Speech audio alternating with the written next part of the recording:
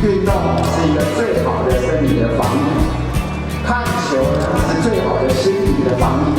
我们今天是零确诊，这背后应该是一个零嘛哈。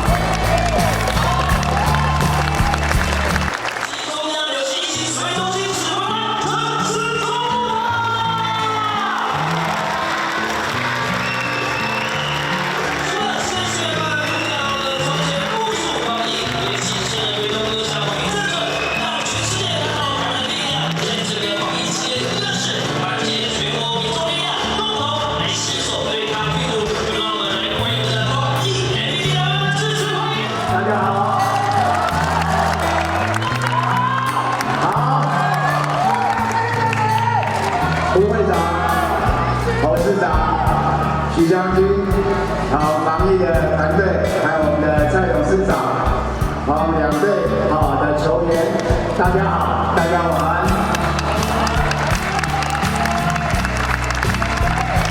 台湾的防疫，在所有的国民，大家的努力，大家的共识，大家的合作，我们今天是零确诊。 这背后应该是一个零嘛哈，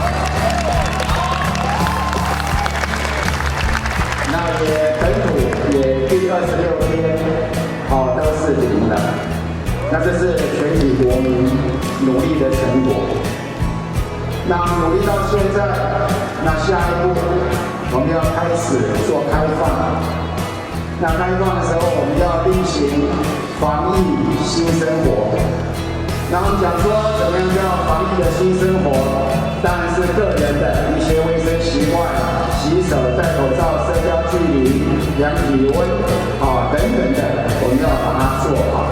球，这是最标准、最好的一个热火防疫。防疫除了我们跟病毒的身体战之外，也是一个心理战。那身体上大家要去防疫，那要把自己弄健康。 运动是一个最好的生理的防疫，看球呢是最好的心理的防疫。看了球以后，我们心情非常的愉快，身心灵都满足了，然后第二天就可以好好的过日子。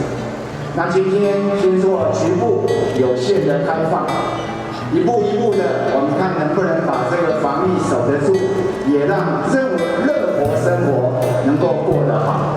让我们一起来，我们防疫要成功，生活也要成功，我们大家一起加油，谢谢。